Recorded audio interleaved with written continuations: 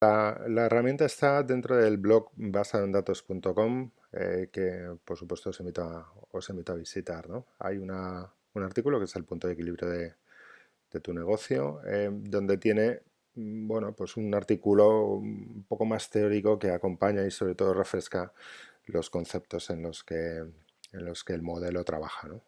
Bueno, os invito también a que lo reviséis y a que lo comentéis al final del artículo si os resulta interesante o queréis hacer cualquier apreciación. Dentro de lo que es el artículo al final del todo encontraréis el modelo. Bien lo podéis trabajar directamente en el propio artículo o bien si os resulta más cómodo, haciendo clic en este enlace abriréis una versión un poco más amplia y más grande, ¿no? Como veis es más que recomendable que utilicéis una tablet o un ordenador porque necesita un determinado tamaño de pantalla, ¿no? En la herramienta hay dos páginas que son accesibles bien desde este botón o bien desde el icono de desplazamiento en la parte inferior. La primera es una pequeña ayuda sobre un listado de gastos que os puede servir un poco de recordatorio para que no os dejéis de nada. Tanto gastos fijos, gastos de personal y luego el coste de producto o el porcentaje de las compras sobre las ventas en función de si estáis haciendo inventarios o no. Hay mucho más detalle al respecto en el artículo, ¿no? En el punto de equilibrio estaría el modelo en sí y digamos tendríamos como dos zonas. La zona de la izquierda, que sería la entrada de datos donde iríais alimentando el modelo, que es la parte de derecha donde tenemos tanto los resultados del cálculo como lo que es la gráfica. La parte de la izquierda iríais añadiendo las ventas que estimáis en el escenario en el que estáis pensando para cada día de la semana. En este caso, por ejemplo, lunes es 0, eso quiere decir que está cerrado, pero bueno, si no cerráis, pues podréis poner, bueno, imaginad, 800 euros, ¿no? Como vais viendo, a medida que vais introduciendo valores, el modelo se recalcula automáticamente.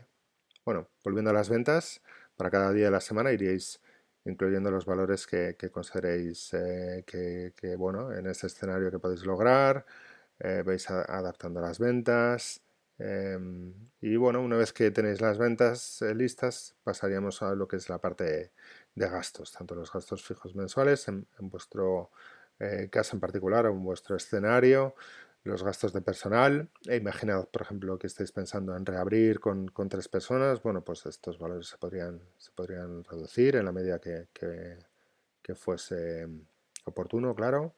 ¿Cuál sería el coste de producto en vuestro caso y el periodo en el que estáis haciendo el análisis? En este caso, imaginad, por ejemplo, junio del 2020.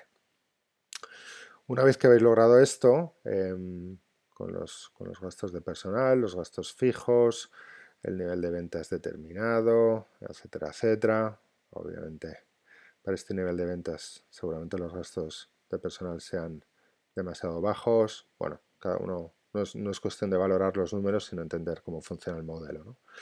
Y una vez que habéis rellenado todos los datos, obtendréis un nivel de ventas determinado, un punto de equilibrio, es decir, cuáles serían las ventas que necesitaríais para que el beneficio fuese cero, o sea, para cubrir los gastos, y cuál sería el resultado del periodo. En este caso, el resultado serían unas pérdidas de 446 euros.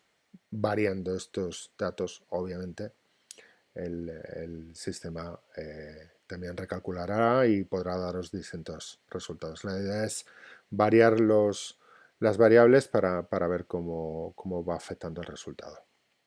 Por otro lado, debajo muestra lo que sería la gráfica del punto de equilibrio, donde tenemos 4 líneas. La gris sería la línea de gastos fijos, que permanece constante a lo largo del periodo. La línea amarilla serían los gastos variables, que serían los gastos de producto. La línea roja sumaría ambos, gastos fijos y gastos variables. Y la línea verde lo que nos mostraría serían las ventas del periodo día a día. En el caso de que se alcance el punto de equilibrio, se produciría el cruce. En este caso se estaría produciendo el día 27, a lo largo del día 27, y entraríamos ya en periodo de beneficio. Si bien porque los costes son mayores o bien porque las ventas son inferiores o por cualquier variación, incluso de periodo, eh, pues podría darse el caso en el que ese cruce no se produjese y por tanto las ventas no llegarían al punto de equilibrio y habría pérdidas. Bueno, eso sería todo. Os sugiero que utilicéis la herramienta para establecer o para trabajar con distintos escenarios y, por supuesto, una vez que hayáis abierto de nuevo ya con datos de ventas reales, pues el modelo también creo que será muy interesante.